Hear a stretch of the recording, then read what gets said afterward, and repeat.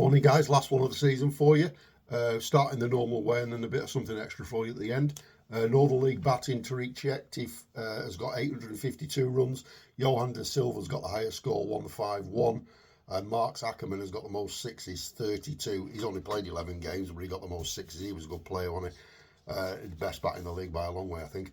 Most ducks, Christopher Andrews of Moseley, has got 7. Interesting, Moseley, they've got 5 of the top 10 there. Must be the groundsman's fault, that, I suppose. But it's a good effort from them. Hopefully they'll do better next year in the Northern League Division 2.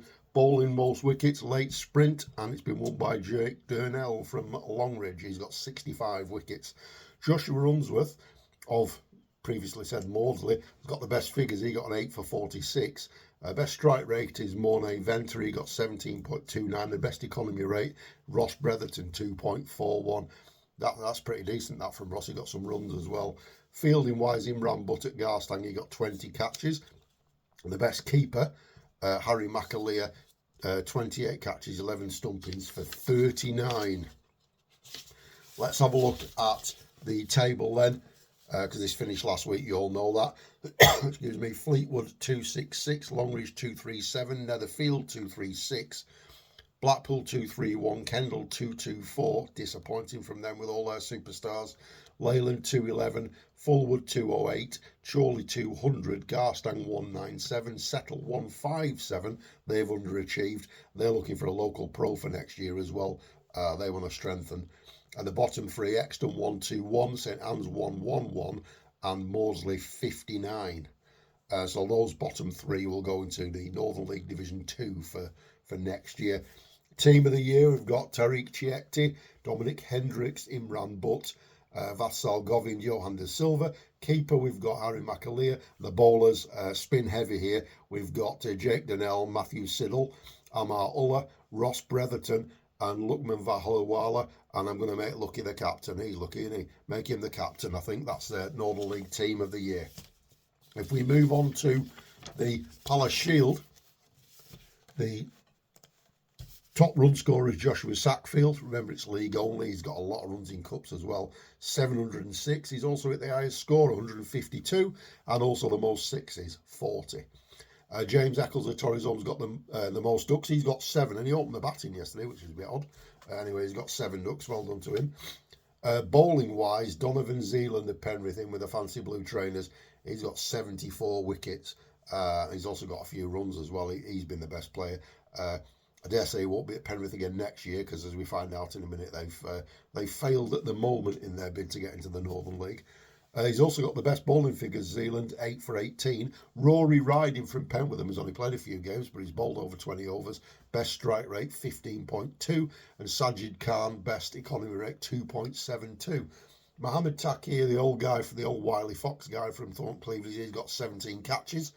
And Will Thistlethwaite's the top keeper, 26 catches and 2 stumpings for 28. Let's have a look at the table now. We'll talk about this in a second when I finish going through the table.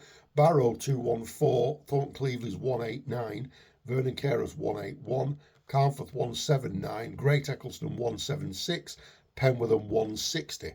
At the minute, they're the top 6.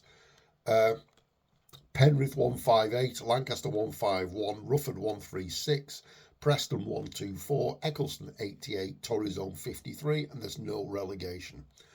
So the top 6, as stated there, have the opportunity, if they wish to progress up to the newly formed Northern League Division 2, with the bottom 3 from Northern League, that's Exton, Moseley and St Anne's, plus Carlisle, and the top 6 from the Palace Shield. Remains to be seen whether all the top 6 will take up that invitation. I'm led to believe definitely 5 will. 1 I'm not too sure about.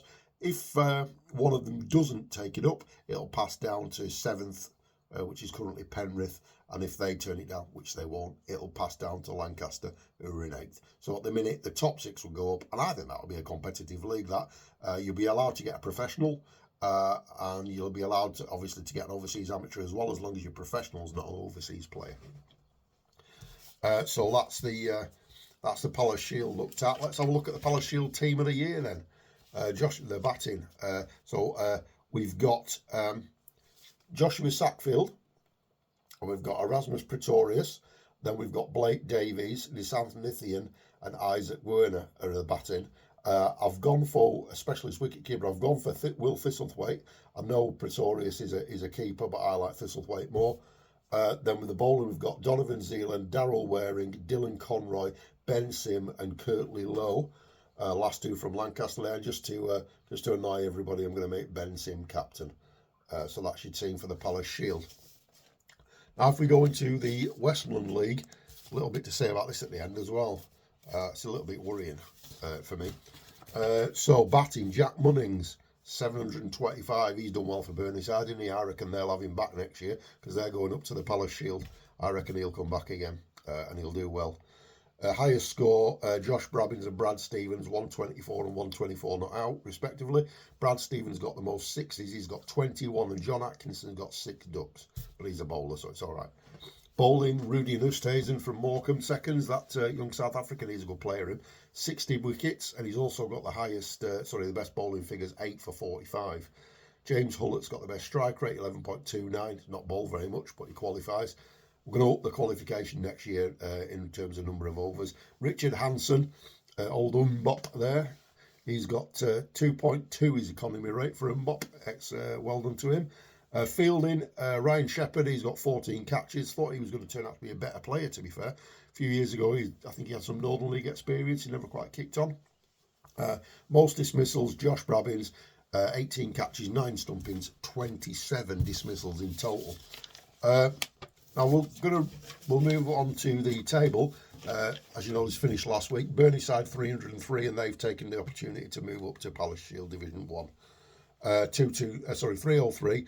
Appleby 263, Shires Head and Fortin 223, Morecambe seconds 188, Carnforth seconds 173. Good season for both of those two teams.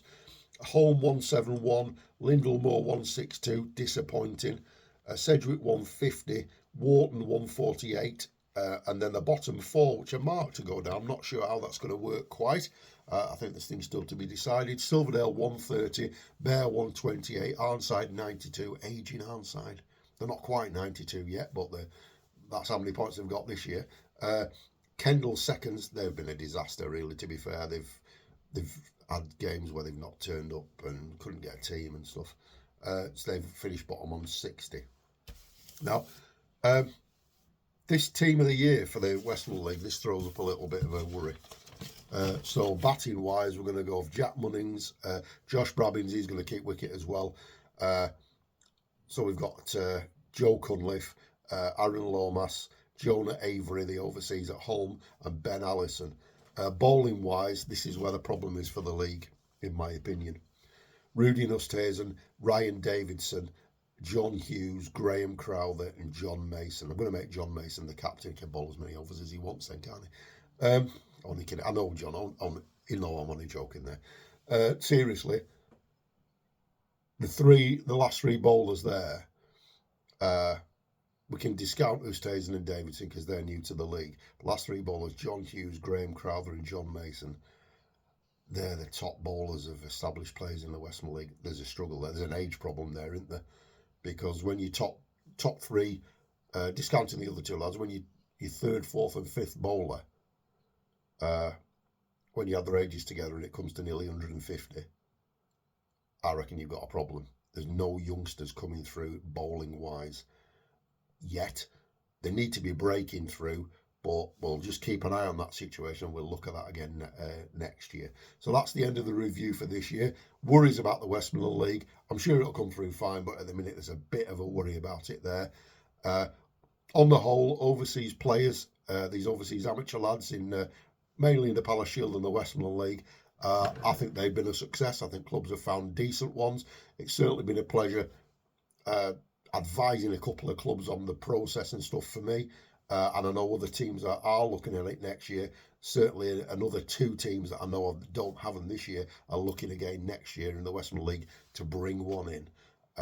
So happy to help where I can, and hopefully everybody winters well, and we'll see you for a slightly changed league structure next season. Have a good winter, guys.